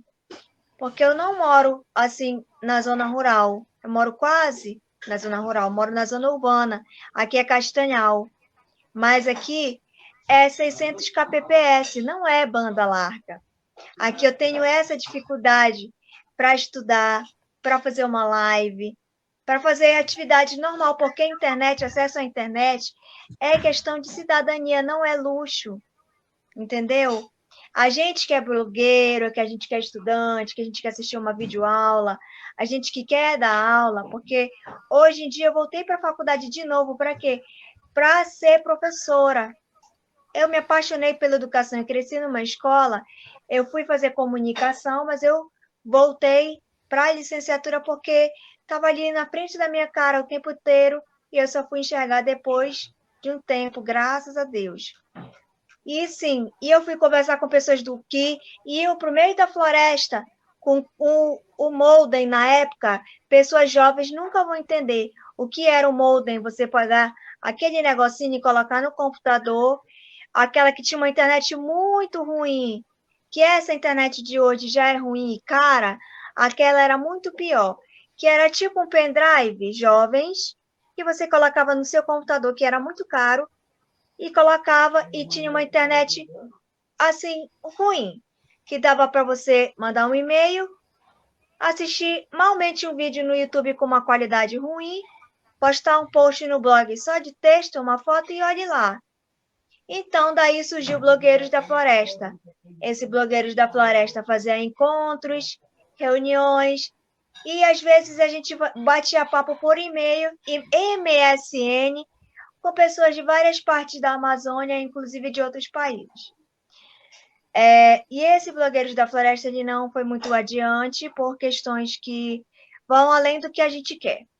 Mas isso me trouxe boas experiências, porque através disso eu conheci pessoas em Belém que tinham pensamentos parecidos com o meu, né? Porque na época muita gente não entendia que questão de cidadania e inclusão digital é política. Ah, não gosto de política, não gosto de direita, esquerda, essa é coisa de comunista, fantasma do comunismo. Ai, gente, pelo amor de Deus, tudo é política, tudo. Tudo é política. Você vive, sei lá, direito à escola é política, direito de viver é política, direito de tomar uma vacina é política. Tudo é política. Internet, inclusão digital é política. Quando eu tiver os meus alunos, eu vou ser uma professora de informática, licenciada em informática, e vou fazer alfabetização digital, como eu já fiz outras formações nessa área, porque eu cheguei numa turma para dar um curso completamente diferente e peguei alunos que não sabiam ligar um computador. Isso em 2013. Foi ontem. Alunos assim, vamos dizer assim, de 15 a 70 anos. Assim, era um público, assim, totalmente, as idades muito dispares, né? Então, e eu cheguei para falar sobre alfabetização digital e tive que ensinar o básico da informática. Não foi problema nenhum, porque eu estava ali para ensinar. Então, eu com meu colega, a gente mudou toda a programação do curso e fomos ensinar como ligar um estabilizador, como fazer uma planilha, como começar um blog. E aí chegou no que eu queria. Aí eu falei assim, olha, que isso aqui é um... Ensinamos toda a parte, né? Porque o que eu queria? Nada, não vamos trabalhar com o Windows, não. Nós vamos trabalhar com Linux, porque o que eu uso é Linux.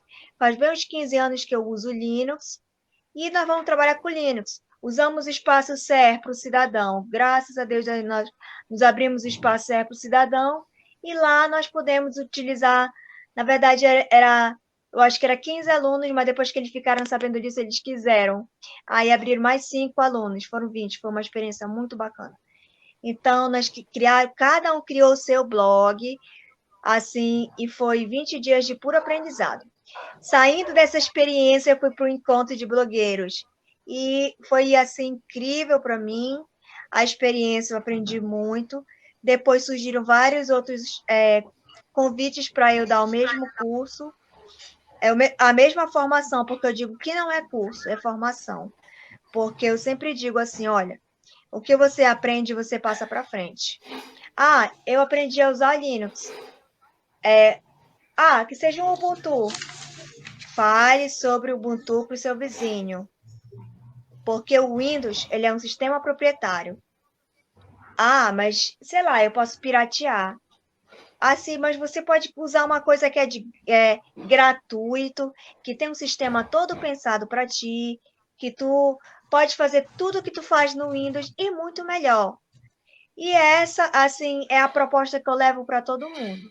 Assim, digo que sou militante de software livre, sim, há muito tempo, assim como sou militante de esquerda, filiada e do movimento feminista e da inclusão digital.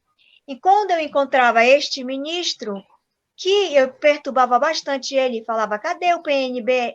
Cadê o PNBL, né, que é o Plano Nacional de Banda Larga? Porque este plano me contemplava. Eu dizia: ministro, é o seguinte, eu moro em tal região e a minha conta vem muito cara, porque para ter um telefone em casa custa R$100. E para ter uma internet que é muito ruim, também custa R$100. Minha mãe ganha um salário mínimo. Então, sai muito caro, porque para ter internet eu sou obrigada a ter um telefone. E aí, quando é que vai sair? Aí ele batia na minha cabeça assim e falava: pimenta! Essa menina é uma pimenta. Assim, esse tipo de coisa. E eu mandava e-mail para ele toda semana perguntando. Assim, e era muito complicado, porque acabou que não deu em nada.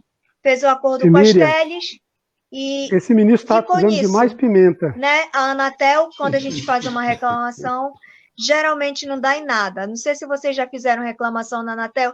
Deu em alguma coisa? Nunca deu em nada. Nunca dei nada. Eu já fiz várias reclamações e sempre dei nada. E, assim, outra coisa. Vocês já ouviram falar em alguém que conseguiu alguma coisa com PNBL? Eu nunca ouvi. Nenhum dos meus conhecidos que eu saí espalhando para todo mundo que queria ter internet em casa, falei para todo mundo: olha, vai sair o PNBL. Ouvi ninguém falar que conseguiu. Assim, eu fiquei com uma cara que o que eu vou falar? Para quem eu vou assim? Porque eu era tipo a embaixadora do PNBL aqui na minha quebrada. Porque eu moro num bairro super periférico e aqui quem tinha internet era só eu. Entendeu? Porque eu não sou rica, mas como fazia faculdade, então eu tinha que ter. Porque é o básico, né, para a pessoa estudar, para qualquer estudante, seja de ensino público, privado, sei lá. Então, para poder usar Twitter, porque o blogueiro progressista, ele faz tuitaço, ele participa de tuitaço de mobilização, nós criamos uma planilha, é toda uma organização. Não sei se vocês conhecem o MAV, se tem alguém aqui que já ouviu falar no MAV. O MAV tem toda uma estrutura de criação de conteúdo, de programação, é uma organização danada, né? Então, essa foi minha vivência de sei lá quantos anos, eu não sei nem contar. Eu tenho 33 e sei lá, sabe quantos anos de militância de internet, de Twitter, de blog. O meu blog nasceu em 2009. Eu tive 2 blogs, um blog ambiental, o meu é milamultimedia.wordpress.com, que ainda é esse, porque eu disse: eu não posso mudar o nome, eu sou multimídia mesmo, vou fazer o quê? Vou continuar com ele. Era lá que eu fazia os meus protestos, era lá que eu publicava sobre comunicação, era lá e é lá que eu vou ficar. Vou ser professora e lá que eu vou ficar também, porque o que está publicado não vai ser apagado. Aquilo lá sou eu, meu Twitter sou eu, e é isso que eu queria falar. E Beleza, Miriam. Uma última coisa que eu queria falar de novo, para ficar assim registrado, é que comunicação, internet é cidadania e a gente tem que trabalhar isso. O Marco Civil está aí, foram feitos vetos que eu fico dizendo todo dia: não foi culpa da Dilma, aquilo ali foi pressão na cabeça dela, entendeu? Os acordos da TED, todo mundo vem me bater, dizer que porque ela vetou isso. Meu querido, você não precisa me dizer, porque eu estive ali na construção daquele documento. Entendeu? Então, aqueles vetos foi pressão externa. Assim como a gente sabe que a Dilma teve que fazer concessões em outras áreas. Aquilo ali foi pressão externa. Então, os vetos foram feitos porque... não foi porque a Dilma quis. Foi porque, enfim, concessões acontecem em todo governo. Se a Dilma pudesse ter feito democratização da comunicação, como era o nosso sonho, reforma agrária, como era o nosso sonho, muitas coisas como era o nosso sonho que a gente queria também, né? Enfim, a gente pautar muito mais a esquerda, né? Toda a esquerda queria que tivesse feito. Trabalhar a base, voltar mais à esquerda, né? Que a gente queria, que não foi, que era eu ficava sempre dizendo isso, e agora todo mundo fica falando isso, que ficou faltando, que não sei o que, perdeu a eleição agora, enfim, estou saindo do tema. Mas... É isso, que daqui a pouco a gente... veio aí a LGPD, né? A LGPD já vem ligada com o Marco Civil também, porque a Lei Geral da Proteção de Dados, que era para ter entrado em vigor dia 19 de setembro, não entrou em vigor porque não tem um órgão regulador. Bolsonaro, botem a culpa no Bolsonaro também, porque o Bolsonaro passou a mão na cabeça das empresas, que não quiseram se adequar. E aí, então, nossos dados estão expostos porque estão aí querendo vender o SERPRO, mais um órgão que é nosso, né? E outra coisa, vocês estão sentindo falta de moeda? Vocês conseguem comprar alguma coisa com moeda de R$1, 50 centavos de 25? É isso que eles estão querendo fazer com a gente. Vender tudo que é nosso. Vender. Quando eu ouço alguém falar que privatização é bom, eu digo, experimenta vender o SUS. Lá nos Estados Unidos, para tu passar mal, é 10 mil só para te levar de ambulância. Aqui tu toma vacina do coronavírus, é de graça. A do H1N1 é de graça. Tá? Aqui uma cirurgia é de graça. Nos Estados Unidos é milhões, milhares de dólares. Vai para lá. Se tá achando ruim, vai para lá. Deixa aqui que sobra mais. Enfim, assim, Miriam. A administração pública, né? Enfim, o problema é de junta o Bolsonaro, a família dele e E junta tchau, tudo. querido, Com certeza. Querido, vai embora. Beleza. Miriam, obrigado. Um pouquinho Brigadão. do tema porque eu precisava falar. Beleza. Não, tranquilo. Tá porque você tem problema na internet, vai ter a próxima aí que a gente vai atuar. Aqui. Não tem que ter impeachment, eu vou aproveitar. Tem que ter impeachment, sim. E está passando o tempo e eu não aguento mais esse homem abrir a boca para fazer besteira. Nós estamos entrando no bandeiramento preto, sei lá, eu já nem lembro mais. E uma semana, tu acha que uma semana vai resolver isso? Não resolveu em um mês, tem nem 30 anos, viu, Jorge? Vai, nós vamos entrar em lockdown de novo. Vai entrar em lockdown de novo. 80 e poucos % de lotação de UTI.